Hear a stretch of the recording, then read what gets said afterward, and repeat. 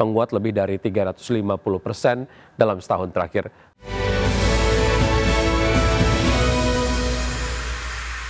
Ya, harga saham PT Itsek Asia Tbk atau CYBR atau Cyber terus meroket di Bursa Efek Indonesia pada Jumat 2 Januari 2026. Saham Cyber menyentuh level tertinggi sepanjang masa di posisi Rp1.845 per saham.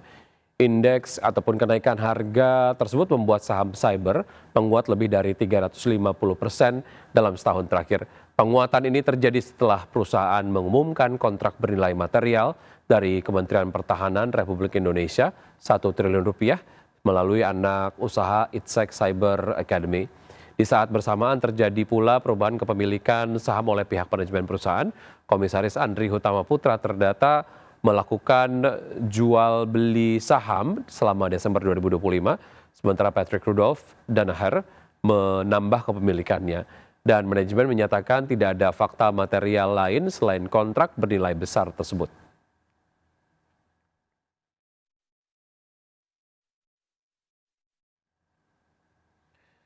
Ya, PT Widodo Makmur Perkasa Tbk menargetkan perbaikan kinerja pada tahun 2026 seiring dengan meningkatnya konsumsi daging nasional dan dukungan kebijakan pemerintah melalui program makan bergizi gratis. Perseroan menilai prospek industri pangan pada tahun depan cukup cerah didorong oleh pertumbuhan populasi serta upaya pemerintah mencapai swasembada pangan.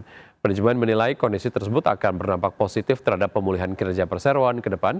Founder dan CEO Perseroan Tumiono menyampaikan bahwa perseroan menargetkan pertumbuhan pendapatan yang signifikan pada tahun 2026. Meski demikian, pemulihan kinerja perseroan sejatinya mulai terlihat sejak kuartal 3 tahun 2025 dan sepanjang 9 bulan pertama tahun lalu, perseroan membukukan pendapatan konsolidasi sebesar Rp697,62 miliar, melonjak 87,2% secara year on year. Tetapi lonjakan penjualan turut diiringi kenaikan beban pokok penjualan sehingga perseroan masih membukukan rugi bersih sebesar Rp155,04 miliar. PT Alam Tree Resources Indonesia Tbk telah menetapkan kurs sebesar Rp16.720 per dolar Amerika untuk dividen interim tahun buku 2025. Investor akan mendapatkan dividen tunai senilai Rp145,14 per saham dengan total keseluruhan dividen tunai interim mencapai Rp4,18 triliun. PT Alam Tree Resources Indonesia Tbk telah menetapkan kurs dividen sebesar Rp16.720 per dolar Amerika untuk dividen interim.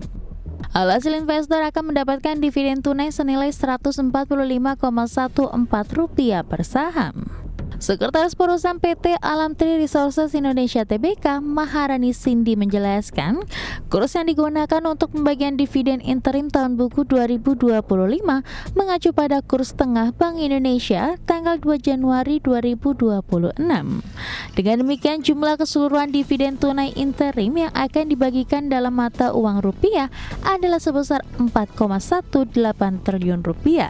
Sebelum manajemen perseroan telah mengumumkan pembagian dividen interim sebesar 250 juta dolar Amerika yang bersumber dari laba bersih tahun buku 2025 yang berakhir pada 30 September 2025. Manajemen menjelaskan bahwa pembagian dividen interim tersebut telah sesuai dengan keputusan direksi yang disetujui Dewan Komisaris pada 17 Desember 2025. Adapun dividen tunai interim akan dibayarkan dalam mata uang rupiah dengan mengacu pada kurs tengah Bank Indonesia pada 2 Januari 2026 sebagai dasar konversi. Manajemen ADRO akan mengumumkan kurs konversi tersebut melalui situs web Bursa Efek Indonesia dan situs resmi Perseroan. Berbagi sumber, IDEX Channel. Menteri Keuangan Purbaya Yudi Sadewa cukup optimis pergerakan indeks harga saham gabungan atau IHSG akan berada di level 10.000 pada tahun 2026. Dan hal ini didasari adanya perbaikan koordinasi kebijakan antara pemerintah dan Bank Indonesia serta pondasi perekonomian yang tumbuh cukup kuat.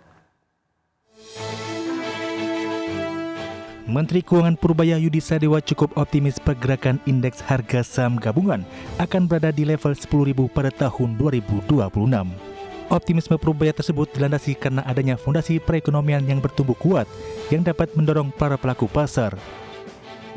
Purbaya menegaskan semakin baiknya perekonomian di tahun 2026 seiring adanya perbaikan koordinasi kebijakan antara pemerintah dan Bank Indonesia serta sinkronisasi dengan stakeholder lainnya yang lebih kuat lagi, sehingga pertumbuhan ekonomi akan tumbuh dengan cepat. Untuk itu, Menkyu Purubaya berharap kepada para pelaku pasar agar tidak ketinggalan dengan momentum yang dapat memberikan keuntungan. Kalau saya lihat fondasi ekonominya yang sudah agak membaik sekarang, tahun ini akan lebih baik lagi karena kebijakan kita dengan BI udah amat sinkron, harusnya ekonomi akan tumbuh lebih cepat. 6 bukan mustahil dicapai tahun ini, jadi pelaku pasar siap-siap aja. Pada pembukaan perdagangan Bursa Efek Indonesia di awal tahun 2026, indeks harga saham gabungan berhasil menguat ke zona hijau di level 8.676. Sementara untuk total volume yang diperdagangkan senilai Rp3.874 triliun dengan kapitalisasi pasar sebesar Rp15.957 triliun. Dari Jakarta, Riki Anwardi, Tim Liputan, IDX.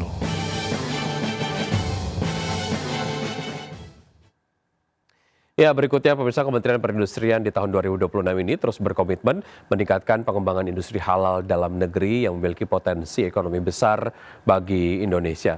Pasalnya, industri halal Indonesia menempati posisi terbesar ketiga dunia setelah Malaysia dan Arab Saudi.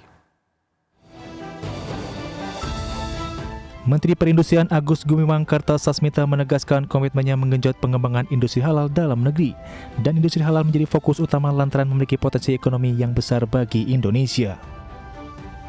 Merujuk data TS Global Islamic Economy Report atau SGIER, tahun 2024-2025 industri halal Indonesia terbesar ketiga dunia setelah Malaysia dan Arab Saudi, dan berada di atas UAE dan Bahrain.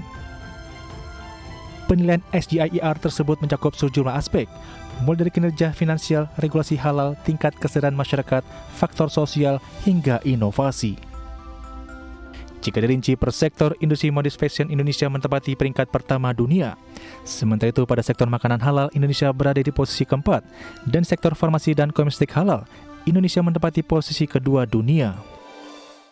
Saya betul-betul fokus ke sini, industri halal ini. Ya.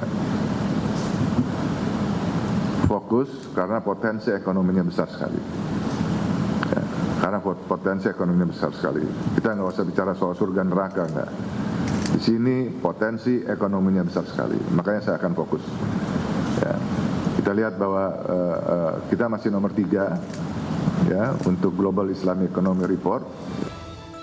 Berdasarkan data hingga triwulan 3 2025 menunjukkan bahwa saat jumlah produk halal di Indonesia berjumlah 3,4 juta dan sektor industri halal terbanyak ialah industri makanan menempati posisi pertama, diikuti industri minuman hingga industri farmasi, produk obat kimia dan obat tradisional. Dari Jakarta, di Firmansyah, Tim Liputan IDX.